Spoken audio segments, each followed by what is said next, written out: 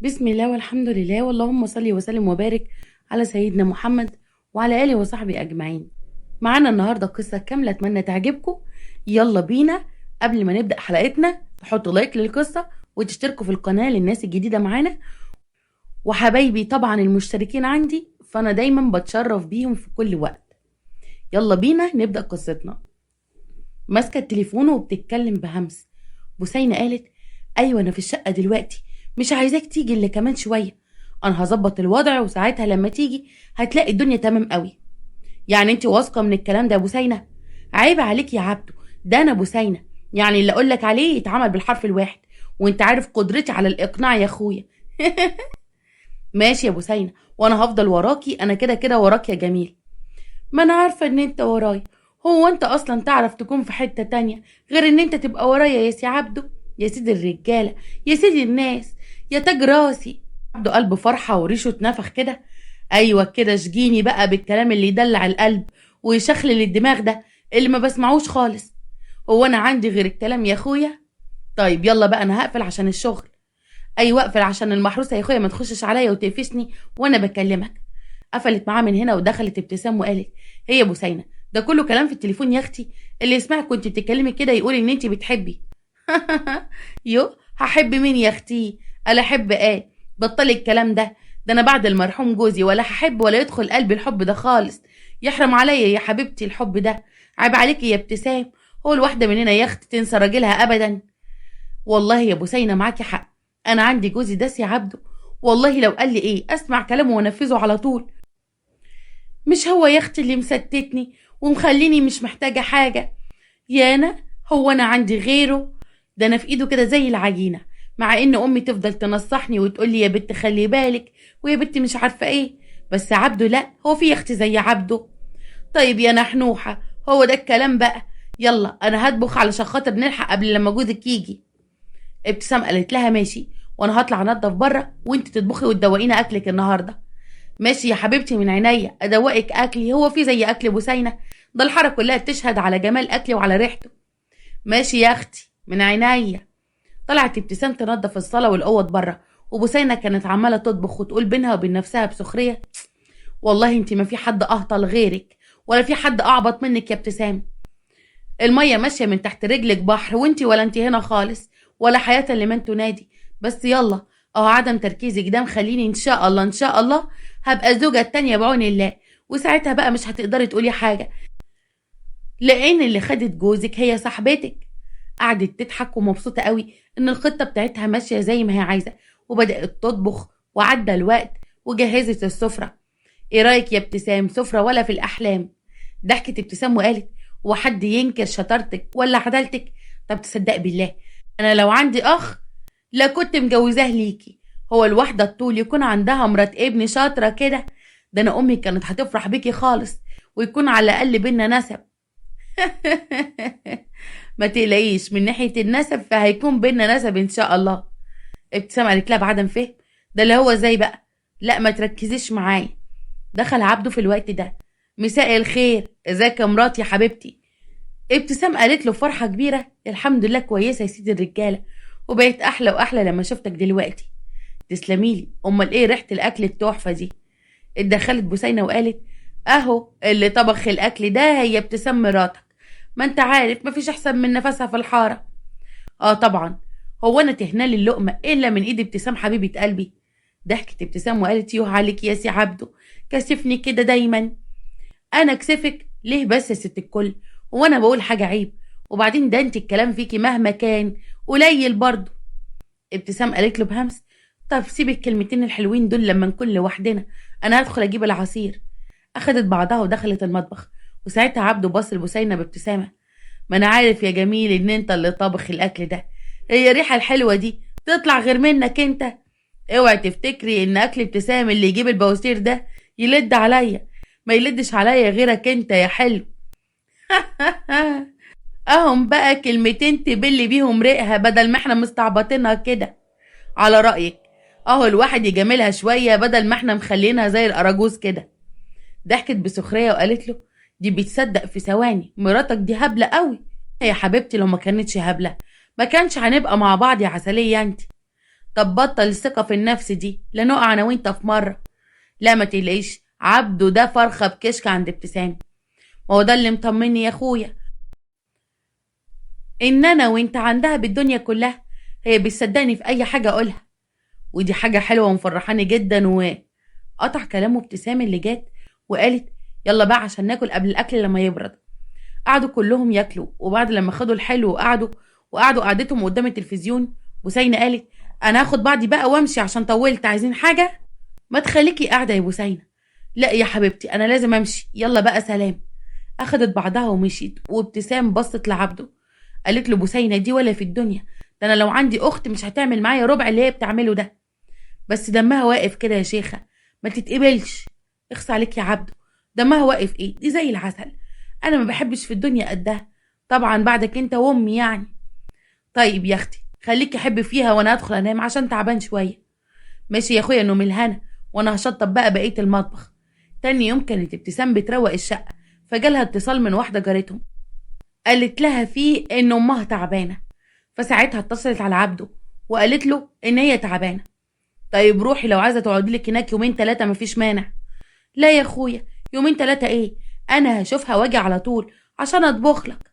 عبده قال لها بملل يا ستي مالكيش دعوه بيا، روحي بس لامك واقعدي معاها زي ما انت عايزه. لا يا سي عبده انا هشوفها واجي تاني على طول، يلا سلام. قفلت معاه وعبده قال بملل لا ده انا لازم اشوف صرفه واخليها تركن عند امها شويه، الوضع كده مش لطيف خالص. بس هعمل ايه وهجيبها ازاي دي؟ عبده استغل فرصه ان هي مش في البيت واخد بعضه وراح خبط على الباب بتاع بيت بوسينه. وهي فتحت وبصت له وقالت بضحك كنت عارفه انك هتيجي، هو في حد ذكي يفوت فرصه زي الفرصه دي؟ طب كويس ان انت عارفه ان انا جاي، يلا بقى دخليني بسرعه قبل لما حد يقفشني وانا واقف على الباب كده. يوه هو انت بتستأذن عشان خاطر تدخل بيتك؟ ادخل يا راجل. دخل عبده وقعد وكان حاطط ايده على خده. يوه مالك، زي ما تكون شايل طاجن ستك كده ليه؟ طبعا لازم اشيل طاجن ستي، انت مش ملاحظه ان احنا بقالنا فتره ما عرفناش ان احنا نتقابل ولا نكون لوحدنا؟ اه ملاحظه وشايفه ده كويس قوي، بس هنعمل ايه من مراتك اللي قاعده وكبت على نفسنا دي؟ ما هو انا بقى جايلك عشان خاطر تشوفي صرفه في الموضوع ده وتحاولي ان انت تسربيها باي طريقه. اه فهمتك، عايزني اقلشها. الله ينور عليكي. طيب خلصينا بقى. طيب ما كنت تقول كده من الاول. اديني بقول لك يا ستي، عايزك تقلشيها يومين ثلاثه كده عند امها عشان خاطر نعرف نقعد مع بعض، عشان انت وحشتيني قوي يا بنت يا بوسينه. خلاص والله العظيم انت كمان وحشني قوي يا اخويا. خلاص انا هسربها. ايوه كده يا فهماني. طيب ايدك بقى على الف بلبل. ليه الف بلبل؟ يوه انا بعد ما اسربها عايزه انزل اجيب شويه حاجات عشان خاطر نظبط الدنيا. افهم بقى يا راجل وما يبقاش مخك متربس كده. الله ماشي يا بوسينة، انتي بس تأمري. هو انا في ديك الساعة لما اديكي فلوس عشان خاطر نقعد مع بعض؟ اطلبي يا حب. ضحكت ضحكة مايعة كده وقالت له ماشي يا اخويا، ما باخدش منك غير كلام وبس. ليه بتقولي كده؟ هو انا بتاع كلام وبس يا بسبوسة؟ اه يا اخويا، ما احنا بقالنا اكتر سنتين مع بعض اهوت وما شفتش منك حاجة، ولا اتنحررت كده ولا قلت ان انا وانتي مع بعض وتتجوزني على سنة الله ورسوله بدل الورقة العرف اللي انت ماسكها حجة دي عشان تجيلي بيها. شوف لي حل وخلصنا في السريع السريع. والله بحاول وعايز ان انا وانتي نتجوز ونكون مع بعض. انت فاكراني يعني يا حبيب شغل السرقة ده؟ انا ولا بعرف اقعد معاكي ولا بعرف اكلمك، ويا دوبك اشوفك عندنا في الشقة فوق وفين وفين عقبال لما بنقعد انا وانتي مع بعض. بس ما تلاقيش هانت، وهعرف اخلي ابتسام تتقبل الوضع ده من غير مشاكل. الله، بعد امتى بقى يا عينيا؟ قريب، والله العظيم قريب. وبعدين برضو انت ليكي دلال عليها، انت ناسيه ان الشقه باسمها ولا ايه؟ بوسينة قالت له بغيظ مش ناسيه يا اخويا، ما هي ماسكاك من ايدك اللي بتوجعك. بس على فكره انت برضو عارف اخرتها، لو جيت معايا انت عارف انا ممكن اعمل معاها ايه. لا لا ان شاء الله انا مش هجيب اخرك ولا حاجه هتحصل، بس اعملي لي اللي انا عايزه دلوقتي وخليها تروح تتسرب عند امها كام يوم. وبعدين انت عارفه بقى انا لو قلت لها روح اقعدي عند امك كام يوم هتشك فيا وهتقولي اشمعنى عايز تخليني اروح اقعد عند امي. وبعدين حتى لو قلت لها هي مش هترضى تروح وهتفضل قاعده وماسكه فيا. فانت بقى كده شوفيها في شويه كلام من عندك. ماشي يا اخويا انا همشيها. يلا اجري على الله. ماشي وانا واثق فيك يا جامد انت. قعدوا يضحكوا هما الاتنين مع بعض. وبعدها تاني يوم كان قاعد عمال يفطر. قال لها هتعملي ايه النهارده؟ انت عايز تاكل ايه يا سيد الرجاله وانا اعملهولك. والله انا مش فارق معايا اي حاجه من ايدك زي العسل. بس بقولك ايه، ما تعزمي امك تيجي تاكل عندنا النهارده. تصدق انت فيك الخير. والله العظيم انا لو لفيت الدنيا كلها ما هلاقي راجل زيك حنين كده. خلاص انا هكلمها تيجي. وهو بالمره نادي على بوسينه تيجي تطبخ معايا ونقعد شويه. قال لها بفرحه حاول يداريها. ايوه كده. هو ده الشغل المظبوط. ودي الناس كده علشان الناس تودك. يلا يا جميله يا روح قلب انتي. انا همشي. اخد بعضه ومشي وهي اتصلت على بوسينه علشان تطلع لها. وبعدها طلعت بوسينه وقالت عايزاني في ايه يا ست الستات؟ اخصى عليكي يعني ما تطلعيش ليا الا لما اتصل عليكي. مش عايزه اكون تقيله عليكي انت وجوزك. اخصى عليكي يا بوسينه. ده انت صاحبتي يا بت. وبعدين ده انا اتصلت بيكي تيجي عشان تقعدي تطبخي معايا النهارده. اصل ماما انا عازماها النهارده. وانت عارفه ان نفسك في الاكل ما اقدرش استغنى عنه. عيني ليكي ولامك يا حبيبه قلبي. يلا نطبخ لها شويه اكل كده انما ايه يا عسل. هما الاتنين بدأوا ينظفوا البيت ويطبخوا. وكانت بوسينة عارفة كل حاجة في البيت كل تفاصيله. بحكم يعني ان هي قاعدة معاهم 24 ساعة. الباب خبط وراحت بوسينة فتحت الباب. وكانت عفاف ام ابتسام. ازيك يا طنط عفاف اخيرا شفتك. كويسة يا حبيبتي امال ابتسام فين؟ جوه اتفضلي. تعالي تعالي اقعدي في الصالون. دخلوا قعدوا كانت عفاف بصة لبوسينة بنظرات كلها استغراب وغيظ غريب. انت بقى بوسينة صاحبة ابتسام اللي بتفضل تحكي وتتحكى بيكي؟ اه انا وهي اكتر من الاخوات واصحاب. انا هقوم بقى اندهلك ابتسام. راحت تنده ابتسام اللي جت قعدت مع امها. ازيك يا ماما عامله ايه يا حبيبتي؟ مش تبدري عشان تفطري معايا انا وعبده يا ماما؟ يا اختي عقبال لما لقيت مواصلات. المهم قوليلي هي دي بوسينة؟ اه اخيرا شفتيها يا ماما. اه ويا ريتني ما شفتها يا اختي. ابتسام قالت باستغراب. ايه يا ماما الكلام اللي انتي بتقوليه ده؟ هي بوسينة كانت عملت فيكي حاجه؟ ما عملتش بس سبحان الله. مفيش قبول. اول لما شفتها حسيت ان انا مش حباها خالص. حرام عليكي ياما. ما تقوليش كده. دي بوسينة زي العسل حته سكر كده. انت عارفه ان هي ما بتسيبنيش في اي حاجه. ولا غسيل ولا تنظيف. وكل حاجه انا لو ليا اخت ومتجوزه معايا في نفس العماره ما تعملش معايا اللي هي بتعمله معايا. جت بوسينة ومعاها العصير والفاكهه. اتفضلي يا ست ام ابتسام. انا جايبه لك حاجه بسيطه كده تصبري بيها عقبال لما الاكل يستوي. ده انا عامله لك النهارده ايه؟ دقيت محشي وده كربات انما هتاكلي صوابعك وراه. قالت لها بغيظ. ده انت شكلك يا اختي كده واخده على البيت وعارفه كل حاجه فيه لدرجه ان انت تطبخي وتروحي تجيبي لي واجب الضيافه كمان بتاعي. اه طبعا ياما مش بقولك صاحبتي وقاعده عندي بالساعات. عفاف بصت لبوسينة بنظرات مش كويسه. بوسينة فهمت النظره ان عفاف ما حبتهاش ولا ان هي نزلت لها من زور. وقالت بينها وبين نفسها الست دي شكلها كده قفشتني وشكلها مش حباني خالص. بس يلا مش مهم. المهم ان انا مسيطرة على بنتها وعارفة انا بعمل ايه كويس قوي. وانتي بقى يا حبيبتي متجوزة؟ لا انا جوزي ميت بقاله 4 سنين. اه جوزك ميت بقاله 4 سنين. طيب عايشة هنا مع اهلك يعني؟ لا اهلي في بلد تانية عايشين في اسكندرية. وانا عايشة هنا في القاهرة. عايشة في الشقة بتاعتي اللي جوزي كان شاريها لي. ويا اختي اهلك مش خايفين عليكي ان انت يعني عايشه عزبه لوحدك هنا ومش معاكي راجل وسايبينك كده عادي؟ اه عادي ما فيهاش حاجه. هما واثقين فيا وعارفين ان انا اعرف امشي اموري كويس جدا من غير ما احتاج لحد. بس يعني مش خايفه على نفسك لحد يعني يتكلم عليكي كده ولا كده ان انت لوحدك ودي حاجه مش كويسه؟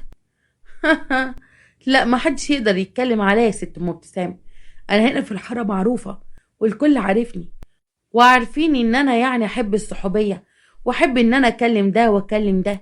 يعني اول لما بقع في مشكلة ليا الف من يقف في ظهري. اه لا ده انت باين عليكي لونة وبتعرفي تتكلمي وتعرفي تخلي اي حد يتعلق بيكي. اه طبعا. مش انت شايفة ابتسام متعلقة بيا ازاي؟ يا حبيبتي ده انا بحبك زي اختي بالظبط. اه من القلب للقلب رسول يا ابتسام. انا هم بقى اشوف الاكل والم الهدوم اللي على الحبل. قامت وابتسام قالت في يما انت بتتكلمي بسينة بالطريقة دي ليه؟ زي ما تكوني يعني بتطرديها. ويا اختي البعيدة حست يعني على دمها وقامت. فكرتها هيبقى عندها دم وتاخد بعضها وتمشي، لكن اهي لا بدنا اهي، لا شفتها مشيت ولا اتحركت. في ايه يما انت بتعمليها كده ليه؟ والله دي بوسينة طيبة ومحترمة خالص. ما تحلفيش بس بالله ان هي طيبة ومحترمة. انت يا اخت اللي عبيطة وبيضحك عليكي بكلمتين. ايه يما الكلام اللي انت بتقوليه ده؟ ليه شايفاني يعني ممسوك عليا زلة ولا بريالة؟ يا اختي مش شايفاكي بريالة، بس شايفاكي ان البت دي ما ينفعش تدخل لك بيت خالص. دي واحدة عزبة وجوزها ميت بقاله 4 سنين، وكمان اهلها مش هنا. يعني من الاخر كده تحافظي على جوزك بدل ما تلوف عليه، لانها من الاخر داخله طالعه في شقتك كده وعارفه الصغيره قبل الكبيره. لا يما هي وجوزي صحاب بس، ده عبد وجوزي بيعتبرها زي اختي الصغيره. شله يا صغيره، ما تأمنيش للرجاله. على رأي المثل، يا مأمنة للرجال يا مأمنة المية في الغربال. اما بوسينة اللي طلعت ومسكت التليفون اتصلت بعبده. بقولك ايه يا عبده، حماتك هنا، لما تيجي ما تاخدش عليا في الكلام ولا تكلمني بالطريقه اللي انت بتكلمني بيها دي قدام ابتسام، فاهمني؟ لان مراتك شكلها عقربه، ومن الاخر كده حاجه صعبه خالص وممكن تكشفنا من طريقه كلامنا. هي عندك؟ اه يا اخويا عندي.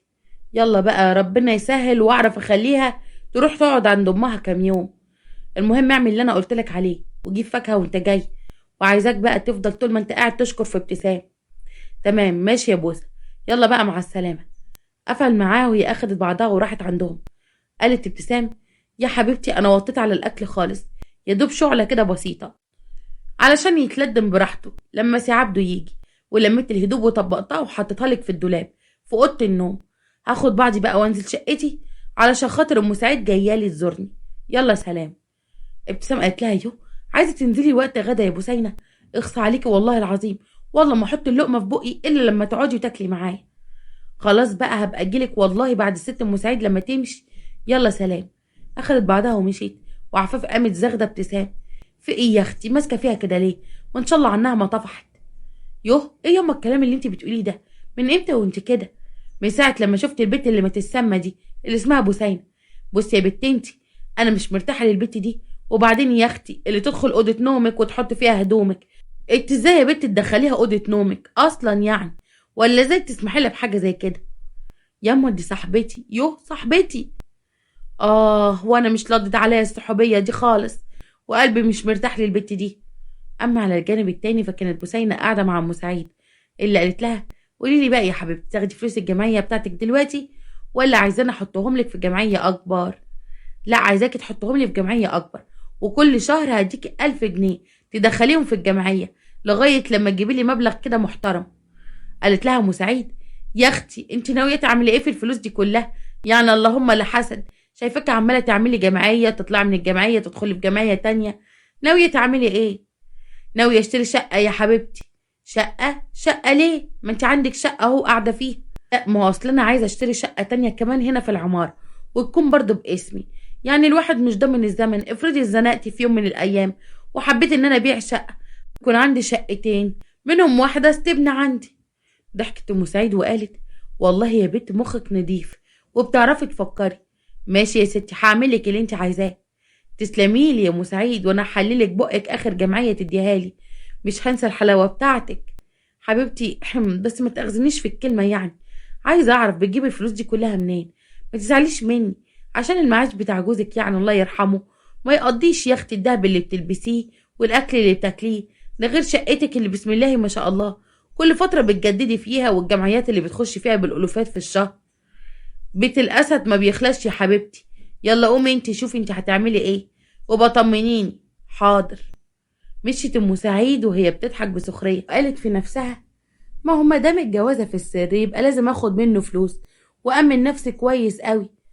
بوسينة ظبطت نفسها وغيرت العبايه، عبايه حلوه عليها قوي، وراحت تفتح لقيت عبده وهو واقف، سحبته بسرعه ودخلته جوه. انت اتجننت ولا ايه؟ جاي تقف لي في وقت زي ده وحماتك فوق؟ افرض شافتك. انا ما يهمنيش، قولي لي الست ام سعيد كانت بتعمل ايه عندك؟ قالت له بتوتر: ها؟ لا يا اخويا، جايه تقول لي ان في جمعيه وبتعرض عليا ان انا ادخل فيها معاه. وانت رديتي عليها وقلت لها ايه؟ هقول لها ايه يعني؟ قلت لها العين بصيره والايد قصير، هيكون معايا فلوس من فين ادخل فيها في جمعيات يا سي عبده؟ وبعدين ادخل في الجمعيه ليه وانت مش مخليني محتاجه حاجه؟ عبده اللي نخ وقال خلاص يا بوسينه، ما تزعليش من اندفاعي ده، المهم يعني انا هطلع وانت بطلعي ورايا. حاضر يا اخويا من عيني. طلع عبده وفتح الباب وعمل نفسه متفاجئ بعفاف وقال ايه ده، حماتي عندنا؟ وانا اقول العماره والبيت كله منور ليه؟ ده نورك يا جوز بنتي، تعالى اقعد. قعدوا فضلوا يتكلموا شويه والباب خبط، راحت ابتسام تفتح وكانت بوسينه. اهو اديني جيت لك تاني عشان خاطر ما زعلكيش يا ست ابتسام، انت كده فرحتيني وخليتي نفسي تتفتح على الاكل. يلا تعالي لما نروح نجهز السفره. حاضر من عينيا. احنا من ازيك يا سي عبده، عامل ايه؟ بخير يا ست بوسينه، الحمد لله كويس. دايما بخير. ماشي يا اخويا بعد اذنكم. مشيت هي وابتسام وعفاف بصت لعبده وقالت له انا مش عارفه انتوا بتدخلوا الوليه دي بيتكم ازاي؟ ما هي بنتك اللي مصاحباها يا ست عفاف، انا مالي؟ انا ما اعرفش اتدخل في امور الحريم دي ولا اقول لها تمشي ولا ما تمشيش. بس انا مش مرتاحه لها يا عبده، مش مرتاحه لها خالص، وحاسه ان البت دي وراها اسفينه وهتعملها في بنتي، وانت واجب عليك تحذرها برضو ولا ايه؟ معاكي حق، اللي اسمها بوسينه دي اصلا محدش يرتاح لها خالص. انا هبقى اتكلم مع ابتسام علشان تاثر معاها شويه. ايوه كده يا جوز بنتي، ده اللي انا عايزاه منك، ربنا يبعد عنها كل شر يا اخويا. جهزوا الاكل وبداوا ياكلوا وخلصوا بعدها. عفاف قالت يلا انا همشي عشان خاطر اتاخرت وسايبه مرات اخوكي لوحدها في البيت، وانت عارفه ان هي ما بتعرفش تقعد لوحدها. يلا سلام. اخدت بعضها ومشيت، وبوسينه قالت انا هقوم بقى اخلص المطبخ معاكي يا ابتسام وامشي. يا حبيبتي والله ما تحرمش منك ابدا، لا انزلي انت عشان انت تعبتي معايا النهارده طول النهار، وانا هبقى خلصه لوحدي. يلا حبيبتي طيب ماشي يلا سلام. ابتسام قالت بحب اصيله ومحترمه. بعد ما بوسينه اخدت بعضها ومشيت، عبده بص لابتسام وقال والله زياره امك عندنا بالدنيا، انت المفروض تعوضيها لها وتروحي تقعدي معاها كام يوم كده، انا شايف ان هي تعبانه ومرهقه. يوه بتقول كده ليه يا عبده؟ انا امي كويسه وزي الفل. ما اقصدش حاجه يا حبيبتي، بس انا بقول كده يعني ده برضو واجب عليكي ان انت تروحي تقعدي معاها كام يوم، تنضفي لها وتروقي لها شقتها، مش هترمي الحمل كله على مرات اخوكي. تقول ايه بنتها رمياها؟ لا ما انا مش هسيبك يا اخويا، وبعدين انا امي مقدره ظروفي، يعني انا وانت مرتبطين ببعض وما ينفعش اسيبك عشان امور الشغل بتاعك ومصالحك. عبده اللي غلب معاها وقال تمام اللي تشوفيه. ابتسام تاني يوم طلعت لها بوسينه وكانوا قاعدين. بوسينه قالت لها يا اختي ما شفتلكيش كده، رحتي قعدت عند امك 3 4 ايام ولا حاجه؟ اروح اقعد 3 4 ايام عند امي واسيب عبده لمين؟ لا ده انا ازعل منك كده. ايه يا ابتسام، هو انا مش صاحبتك وحبيبتك واختك ولا ايه؟ المفروض ان انت بتسمعي كلامي عشان انا بدلك على الخير. يا حبيبتي هو حد يقدر يقولك غير كده؟ خلاص يبقى المفروض تاخدي بعضك وتروحي تشوفي امك. فضلت تزن على ودانها لغايه لما اقتنعت ابتسام وقالت لها خلاص لما يجي سي عبده بالليل ان شاء الله هقوله واروح عند امي. ايوه كده عايزاك يا حبيبتي تودي امك، ده كله للام. وفعلا لما جه عبده بالليل قالت له ان هي لازم تروح تشوف امها وتقعد معاها، وطبعا هو ما صدق ووافق. راحت تاني يوم وابتسام كانت عند امها وقعدت معاها. نفسي افهم بس يما، انت من يوم ما كنت عندي وانت قلبة عليا خالص كده ليه؟ انا مش زعلانه منك، انا حاسه ان انت عبيطه وهبله وزعلانه على اللي انت فيه، زعلانه من اللي ما تسمى اللي اسمها بوسينه اللي متدخله في امور عيشتك دي وثقتك الزايده قوي اللي في جوزك دي. اه طبعا يما، امال ايه لازم ثقتي تبقى فيه زايده؟ ده انت ما شفتيش جوزي بيعاملني ازاي، امال لو ما وثقتش فيه هثق في مين؟ وبعدين هتتكلمي تاني في موضوع بوسينه ده؟ اتشكلك على فكره ظلمها يما. لا يا خايبه، الراجل لما بيلاقي الست مسلمه كده ممكن يعمل اي حاجه من وراها، وقلتلك مفيش راجل يتأمل له. ابقى يا اختي بصي كده في التليفون بتاعه ولا فتشي في هدومه كده يعني للامان. ابص في تليفونه يما؟ انت بتقولي ايه بس؟ لا انا ما ببصش في التليفونات ولا افتش فيه ابدا، ده انا من يوم حتى ما اتجوزت ما اعرفش الباسورد بتاع تليفونه ايه. يا لهوي يا اختي يا دي المصيبه يا عيني السودا، ده انت طلعت خيخه موت وهتجيبي لي السكته وانا قاعده. يو يما في ايه اللي انت بتقوليه ده؟ لا يا اختي الراجل لازم يتوقف له كده، لازم يتراقب. حتى لو انت بتثقي في جوزك، لو انت مأمنه له هو، ازاي هتأمني للحريم اللي ممكن تضحك عليه؟ انت تمسكي تليفون جوزك وتعرفي فيه كل كبيره وصغيره عنه في التليفون، سامعه ولا لا؟ اتنهدت وقالت يعني انت شايفه كده يا ماما؟ الله اه طبعا شايفه كده وابوه كده كمان، انت ما عليكي غير ان انت تسمعي كلام امك. ما هو انا لو كنت بوسينة كنت عرفت تسمعي كلام. يو ياما هتجيبي سيرة بوسينة تاني؟ ولا عايزاها ولا عايزة افتكرها اصلا. المهم انا عايزة مصلحتك وتعملي اللي بقولك عليه. ماشي؟ ماشي ياما، هعمل اللي انتي بتقولي عليه، وكمان هفتش في التليفون واشوف ايه اللي فيه. بس انا واثقة ان انا مش هلاقي حاجة فيه. سي عبده هيكون مخبي عليا اي حاجة. يا اختي بكرة نشوف. وبعدين هو انا اكره ان جوز بنتي يطلع مخلص ليكي؟ بس اهو للاحتياط، وبرضه نعرف الدنيا ماشية ازاي. امان يا اختي امان. حاضر ياما. سمعت كلام امها واخدت بعضها وراحت البيت من غير ما تعرفه، عشان خاطر تشوف هتعمل ايه بعد كلام امها ليها. واتفاجئت باللي قابلتها على السلم. بوسينة قالت لها بصدمة، حاولت تداريها. امال انتي جيتي ليه؟ هو مش المفروض ان انتي قاعدة عند امك يا حبيبتي كام يوم؟ ايه اللي حصل؟ اسكتي يا بوسينة، انا دلوقتي محطوطة في موقف مش عارفة اعمل فيه ايه، ودماغي هتشت مني من كتر التفكير. بوسينة قالت لها باستغراب، في ايه مالك؟ تعالي ندخل شقتك نتكلم. بوسينة كانت على أعصابها من ساعة لما شافتها. أخدتها ودخلوا شقتها. بوسينة قالت لها، فيكي إيه بقى؟ مالك يا حبيبتي؟ إيه اللي حصل؟ بصي يا ستي، أنا دلوقتي أمي بتنصحني إن أنا يعني آخد احتياطاتي من سي عبده. قال إيه إن الراجل ملوش أمان. وفضلت يعني تتكلم كده شوية كلام أنا مش فاهماه، بس المضمون فيه إن أنا أراقب سي عبده عشان أعرف إيه الدنيا. أنا مش عارفة أعمل إيه دلوقتي. بوسينة قالت لها التفكير من وجهة نظري أنت تسمعي كلام أمك طبعا. وبعدين يا حبيبتي امك صح، تقولكيش شكي فيه. هي بتقولك خدي احتياطك لا اكتر ولا اقل. معاكي حق، طب هنعمل ايه؟ بصي يا ستي، انت هتعملي خطه عشان تكشفيه. ابتسام قالت لها بعدم فهم، خطه ايه دي يا اختي؟ انا مش فاهمه حاجه. بصي يا ستي، هو كده كده ما يعرفش ان انت هنا. هو مفكر ان انت عند اهلك.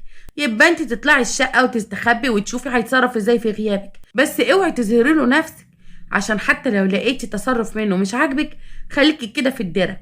فهمتي هتعملي ايه؟ اه فاهم. شكرا قوي يا بوسينة، انا مش عارفه يا حبيبتي من غيرك كنت هعمل ايه. انا ما بعرفش اروح ولا اجي من غيرك. احنا اخواتي يا حبيبتي، هو احنا لنا غير بعض؟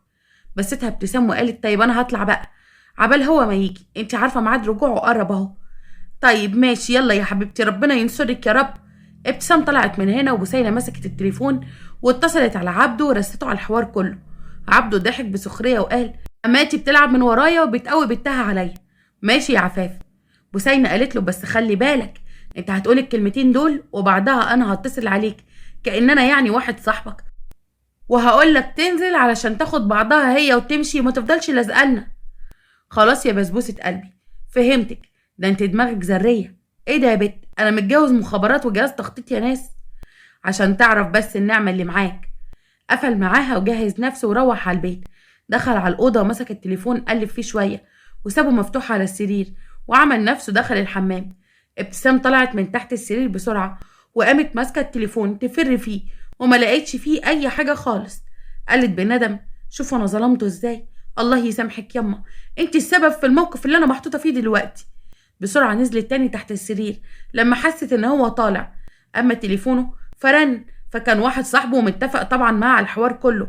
رد وقال، ايه يا عم فينك؟ محدش عاد بيشوفك ليه؟ يا عم انا قاعد في البيت اهو. وبعدين ما انت بتشوفني كل يوم في الشغل يا بكاش. بشوفك في الشغل بس مش بشوفك على القهوة. ثم انت قاعد في البيت ليه؟ بتعمل ايه؟ يا عم انا هجهز اكل، اصل مراتي مش هنا. اه طيب دي حاجة حلوة قوي، مراتك مش هنا يبقى نتقابل. بقولك ايه، مش نفسك كده في سهرة حلوة من بتوع زمان؟ تعالى وانا سهرك سهرة فظيعة. لا لا لا، ولا سهرة فظيعة ولا سهرة مش فظيعة. خلينا انا قاعد في البيت، وبعدين انا واحد بحب مراتي ولا يمكن ان انا اخونها ابدا. دي حياتي يا عم. ما تتمسكش قوي كده. وبعدين انت بتقول ان هي مش في البيت، يعني فرصة ايه ان انت تخرج معانا وتعيش لك يومين كده. لا يا عم، الله الغني عن الخروجات دي وعن اليومين اللي انا هعيشهم معاكم. انا بحب مراتي ولا يمكن ان انا اعمل حاجة تزعلها ابدا في حضورها او غيابها. ماشي يا عم المتمسك، انا هشوفك بقى في الشغل، يلا سلام. قفل معاه وبعدها اتنهد. انا مش عارف ايه الرجاله وايه اللي حصل لها، كله لازم يخون ستاته كده. حاجه غريبه، بس محدش معاه زي الجوهره اللي عندي، ربنا يخليها لي يا رب. تليفونه رجع تاني رن وكانت بوسينة. رد وقال كأنه بيتكلم واحد صاحبه، ايه ده انت تعبان؟ خلاص خلاص انا نازل لك اهو سلام. واخد بعضه جري ونزل، وهي طلعت من تحت السرير وكان باين عليها التأثر خالص بكلامه. يوه الله يسامحك ياما، انت سبب في الشك اللي انت دخلتيه قلبي ده. بس الحمد لله ان ربنا نصرني. واخدت بعضها جري وراحت عند امها، حكت لها على كل حاجه. عفاف قالت لها: وانا اكره يا اختي ان جوزك يبقى كويس، بس ارجع واقول لك ان الداهيه اللي عندك في البيت دي انا مش طايقاها، ما بحبهاش خالص. حرام عليكي ياما، دي بوسينة عسل وسكر، وبكره الايام تثبت لك ان هي انسانه كويسه قوي كمان. يا ريت يا اختي تثبت لي ان هي كويسه بدل ما تثبت لك انتي ان هي زي الزفت وخازوق كبير. عدى الكام دول وبوسينة كانت مظبطه هي وعبده الجو مع بعض خالص، وابتسام واخده على قفاها. وبعد ما روحت البيت عبده قال: نورتي بيتك يا حبيبتي ووحشتيني. انت وحشتني اكتر والله يا عبده. لا ده انتي اكتر، المهم قوليلي ايه الاخبار. فضلوا يتكلموا مع بعض شويه وبعدها قال: طب انا هنزل بقى عشان خاطر اروح اشوف واحد صاحبي تعبان، وانا هقوم اروق البيت بدل ما هو متبهدل كده. عبده مشي وهي قامت تروق البيت. دخلت على اوضه المكتب بتاعه عبده عشان تروقها. بصت لقت درج الورق بتاعه مفتوح، راحت عشان تقفله لقيته متبهدل. لا لا لا، ما ينفعش اسيبه متبهدل كده، ده انا لازم اروقه. بدأت تظبط في الورق وتعدله، وفجأة عينيها جت على ورقة الجواز العرفي. قعدت تقرا فيها وعينيها مفتحة من الصدمة ومش مصدقة اللي بيحصل. وبينها وبين نفسها كانت بتقول: لا ده انا اكيد في كابوس. ايوه انا في كابوس، ده لا يمكن يكون حقيقي. عبده وبوسينة، طب ليه؟ هو انا عملت لهم ايه؟ قامت على الارض في حالة انهيار وعمالة تعيط لغاية لما ترددت كلمة امها في ودنها: يا مأمنة للرجال يا مأمنة للمية في الغربال. كلمتها التانية ان بكرة تكتشفي ان بوسينة دي خازوق. بالليل دخل عبده ولقاها قاعدة في الصالة والتلفزيون مقفول، وهي كان باين عليها ان هي بتعيط. بصلها باستغراب وقال: مالك يا حبيبتي فيكي ايه؟ بصت له وقالت له: لا مفيش، انا كويسة على الاخر. ازاي وعينك باين عليها انك معيطة؟ اصل كنت بتفرج على فيلم. قال لها باستغراب: فيلم ازاي والتلفزيون مقفول؟ ما انا اللي قفلته، اصل الفيلم في الاول كان حلو لكن نهايته كانت حزينة، حزينة قوي. تصبح على خير. ضرب كف على كف باستغراب وقال: مالها دي؟ تاني يوم طلعت لها بوسينة وكانت قاعدة بتتكلم معاها بحماس وقد ايه العمارة كانت وحشة من غيرها. بصت لها ابتسام باستغراب وقالت: يا سلام، يعني انت شايفة ان العمارة وحشة من غيري؟ اه طبعا العمارة كانت وحشة اصلا من غيرك. هو انا اقدر اصلا اقعد فيها من غيرك؟ انا مش عارفة لا اتكلم مع حد ولا لاقي حد يكلمني ولا يونسني زيك يا حبيبتي. بس انت باين عليكي بتحبيني قوي يا بوسينة. قالت لها باستغراب: اه طبعا بحبك، ليه بتسألي؟ يا رب يا اختي يدوم الحب ده. اصلي مش عارفه، امبارح اتفرجت على فيلم كده كان فيه 2 صحاب للاسف كانوا بيحبوا بعض قوي، بس يعني صحوبيتهم ما دامتش. لا طبعا انا وانتي غير اي حد يا حبيبتي، صحوبيتنا دي مش صحوبيه، ده احنا اخوات. نسيتي ولا ايه؟ لا طبعا ما نسيتش يا بوسينة. بوسينة كانت حاسه ان في حاجه متغيره في ابتسام بس ما ركزتش. بس لما عدى اسبوعين وحال ابتسام كده فضل زي ما هو، بدأ الشك يسيطر عليها، وخصوصا ان هي بقت بارده معاها في التعامل، وبقت حاسه ان هي بتتجنبها وما بتكلمهاش في تفاصيل حياتها زي الاول. كانت بتتكلم مع عبده في التليفون وقالت: يعني انت برضه حاسس باللي انا حاسه بيه؟ اه، ومش عارف اعمل ايه. ده انا كنت فاكر ان انت اللي هيبقى عندك الحل، بما انك يعني انت سرها وصاحبتها. والله حاولت اكلمها واعرف منها مالها، بس مفيش رد منها خالص، وبتتهرب بالاجابه. انا مش عارفه ليه. لا ما انا لازم اعرف هي فيها ايه. قفل بسرعه المكالمه لما شافها طالعه من الاوضه. بصت له ببرود وقالت: مالك متوتر كده ليه؟ ها؟ لا خالص مش متوتر. امال ايه الشنطه اللي في ايدك دي؟ دي شنطه فيها غيارين، اصل انا هروح اقعد عند امي كده كام يوم. قال لها باستغراب: اشمعنى يعني؟ مش من عادتك يعني؟ اصل امي تعبانه وفي مشاكل مع مرات اخويا اليومين دول، وده اللي معكنني ومخليني مش في المود. فهمت، يعني قلبتك بتاعت الايام اللي فاتت دي بسبب انك زعلانه على تعب امك. طبعا. هي اروح ولا لا؟ لا طبعا روحي، وانا اقدر امنعك عن امك يا حبيبتي؟ روحي براحتك خالص. ماشي يا حبيبي، انا مش هتاخر، كلها يومين وراجعه. مع السلامه، وابقى طمنيني. اول لما مشيت واتاكد ان هي غارت، اتصل على بوسينة ورساها على الحوار كله، وان سبب تغيرها هو تعب امها. طبعا جاهز للسهرة هو وبوسينة اللي ظبطت نفسها ولبست لبس من لبس ابتسام، وكان الجو بينهم حلو قوي. عبده قال: مش عارف، حاسس ليه مبقتش طايق ابتسام وعايز اخلص منها بقى. لا ما ينفعش، اهدى كده على نفسك، انت كده هتبوظ الطبخة عشان شوية ملح. هتطلقها بس مش دلوقتي يا قلبي. وفجأة سمعوا صوتها وهي بتقول بحرقة: اقول لك انا لما ايه، لما توصل بيكوا الحقاره والدناءه لاكتر من كده. صح يا واطيه؟ صدمتهم ما كانتش على حد، ولا كانوا عارفين يعملوا حاجه ولا يقولوا ايه. انا اقول لك انا بقى عملت ايه. انا مشيت بالظبط على نفس الخطه اللي انت كنت رسمها لي قبل كده، عشان اعرف هل سبع البرومبا بيخوني ولا لا، ونفذتها معاكم اهو، ونفعت فعلا. بس المره دي ايه، ما فيهاش كدب خالص، ولا حتى خطط من ورايا. ابتسام اهدي كده. انا هاديه وهاديه قوي كمان. انت اللي مش متخيل ان انا لو ما كنتش ماسكه نفسي دلوقتي وهاديه كنت عملت فيكوا ايه. بصت لبوسينه وقالت: ايه القرف ده؟ يعني حقيره وواطيه. قلنا ماشي، كمان تطلعي رخيصه؟ لا لا لا، زودتيها قوي خالص. ايه لبسي عاجبك قوي كده؟ الباب خبط وبوسينه لطمت على وشها. يا مصيبتي السودا. لا ده لسه العرض مخلصش، العرض مستمر.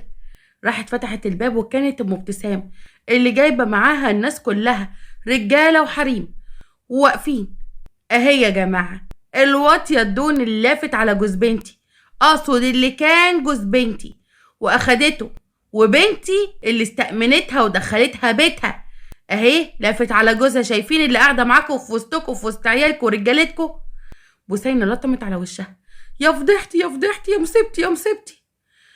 دي مراتي على فكرة، محدش يقدر يتكلم معاها. ألف ألف مبروك، عقبال البكاري. عارفة أنا مش هعاتبك عتاب الندل اجتنابه، كفاية الكلام اللي أنا خدته من أمي. أهو كله كلام وجعني، بس كله كان صح وفوقني.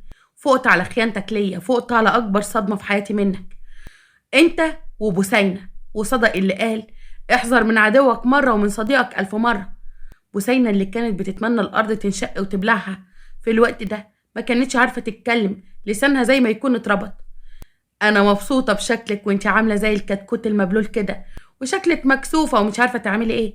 المهم عشان نقفل بقى الحوار ده كله، طبعا قبل لما اطردكم من شقتي وبيتي، أحب أقولك يا عبدو إن حسابك في البنك اتوقف وتحول كله عليا بموجب التوكيل اللي انت عامله ليا. اوعى تكون ناسي. يا بوسينة، امي اتصلت على اهلك في بلدكم. عفاف قالت لها بكر: اهم يجوا يشيلوا القرف بتاعهم. ابتسمت ابتسام بنظرة انتصار. يلا بقى من غير مطرود، وخدوا بعض واطلعوا برا شقتي، بلبسكوا الحلو ده. يما انا هبلغ البوليس، متنساش ترمي عليا يمين الطلاق دلوقتي، فهمني؟ قدام خلق الله كلهم. خرجوا بفضيحة كبيرة من الحارة، وعبده ما كانش مصدق اللي حصل، ولا مصدق نظرات الناس والفضيحة، ولا كان مصدق ان ابتسام يطلع منها كل ده. وبوسينة أدركت ان هي كانت داخلة على أيام سودة، وان الجحيم مستنيها بسبب أهلها، وكل ده بسبب ابتسام اللي كانت مستهونة بيها. أما ابتسام اللي عرفت وتعلمت الدرس بالجامد قوي، وان في نوعية من الناس تعابين من جواهم، وان الطيبة والحنية والنية الصافية ما تنفعش مع كل الناس، وما ينفعش تدي حد روحك وحياتك ويومك كله، لان في ناس بعقول مريضة ممكن تستغل ده ويفكروك انسان ضعيف. اتنهدت وهي بتبص قدامها وهي قاعدة مع عمها في البلكونة، بعد لما باعت شقتها وحطت الفلوس كلها في البنك، مستنية تفتح مشروع علشان تكبر نفسها. لسه زعلانة يا بنتي؟ انا لو زعلانة فزعلانة على نفسي ياما، وانا مش عايزاكي تزعلي. بكرة الدايرة تلف وانتقام ربنا منهم هيكون كبير، وانت تقعدي وتتفرجي. انا سايباها على الله، ربك ما بيضيعش حق حد ياما، وربنا يوريني فيهم عجائب قدرته هما الاتنين. وتعدي الايام وفعلا كان انتقام ربنا. اخبار الابتسام ان عبده بقى على الحديده، وانطرد من شغله ومن الحاره بعد الفضيحه دي، ومحدش بقى بيأمن له، والكل بعد عنه ومحدش بقى بيدخله بيته ابدا، وده اللي خلاه منبوس. اما بوسينه اللي عرفت ان هي لو وقعت تحت ايد حد من اهلها نهايتها هتكون هي الحل، فهربت بقى على بلد بعيده وغيرت اسمها، وكمان اشتغلت عند ناس شغالة عشان تأمن أكلها وشربها، وبقوا مذلولين من بعد ما كانوا من علية الناس. بس دي نهاية كل خاين وواطي. أحب أقول لكم بقى للناس اللي هتقولي بس دول كانوا متجوزين، أنا بصراحة ما بعترفش إن الجواز العرفي ده جواز. ده رقم واحد، طالما ما فيهوش إشهار يبقى مش جواز. ده رقم واحد. رقم اتنين، عايزة أقول لكم اتقي شر الحليم إذا غضب. مش هقول أكتر من كده. ما يبقاش الإنسان طيب وحنون ومحترم ويبقى مديك كل حاجة، وتبص انت تروح جاي كده بدم بارد وبسكينة باردة تروح جاي في ظهره. بصراحة يعني أقسى أنواع العذاب، وكل اللي حصل فيهم ده يستاهلوه بأمانة يعني. شكرا جدا لاستماعكم للحلقه، واشوفكم في قصه جديده. اتمنى تكون القصه عجبتكم. لو عجبتكم ما تنسوش تشتركوا في القناه وتفعلوا الجرس على زر الكل، وكمان تحطوا لنا لايك للفيديو دعما لينا عشان نستمر. اشوفكم على خير في قصه جديده. مع السلامه.